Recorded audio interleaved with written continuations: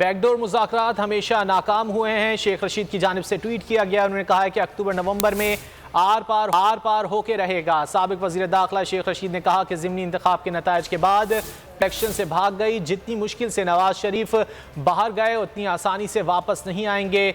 गर्दिशी कर्जा होशरुबा सतह तक पहुँच गया है। शेख रशीद की जानिब से ट्वीट किया गया है। उन्होंने कहा है कि बैकडोर मुज़ाकरात हमेशा नाकाम हुए हैं। अक्टूबर नवंबर में आर पार होके रहेगा। ज़िमनी इंतखाब के नताइज के बाद PDM इलेक्शन से भाग गई। अगर आपको ये वीडियो पसंद आए तो लाइक पर क्लिक करें।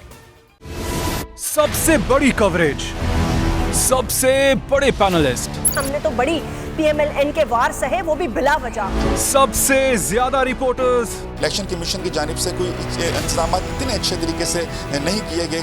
बोल की रिवायत, सबसे पहला नतीजा।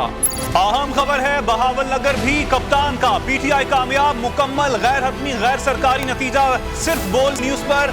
लम्हा बा लम्हा इलेक्शन की खबर सिर्फ बोल पर।